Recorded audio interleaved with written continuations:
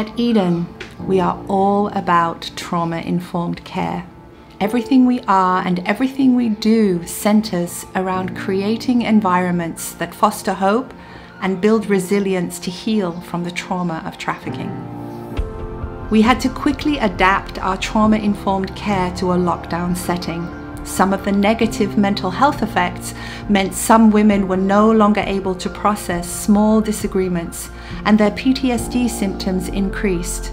Some had flashbacks, experienced paranoia and increase in panic attacks. We had a lot more instances of self-harm. The most challenging was the trigger of being locked in. Being confined in a space and not having freedom to leave is a reminder of slavery and not something to do for safety.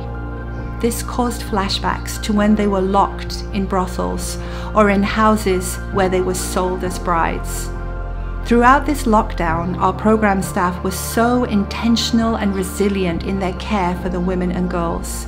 They have been so dedicated, staying overnight at the shelter to provide continuity of care and to reinforce the truth of what was happening outside. They have gone the extra mile with love and kindness.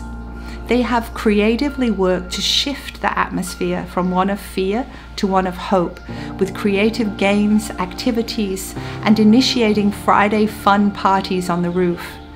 Building trust is so important in the healing of trauma, and having fun together relieves the stress of being inside. During the 6 months leading up to the lockdown, we had trained 4 more local staff in trauma counseling. To have more staff that understand the nature of trauma and triggers and how to manage the symptoms of PTSD has been a huge help in this time. We are now starting to coordinate the women returning to work at the Eden office. It's a slow process, but it is very important as regular routines are an essential part of the healing process. We are very concerned post-COVID that the economic downturn will affect thousands of vulnerable families. Trafficking increases exponentially after a disaster, and we want to be ahead of this and have been experimenting with new ideas. We are designing an AI messaging social media platform that will be a kind of digital neighborhood watch, the first of its kind in Myanmar.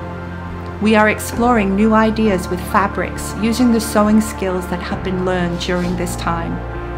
Hope is the foundation for innovation, and we don't know what the new normal is, but when we are intentional about hope, the atmosphere of uncertainty shifts to one of possibility.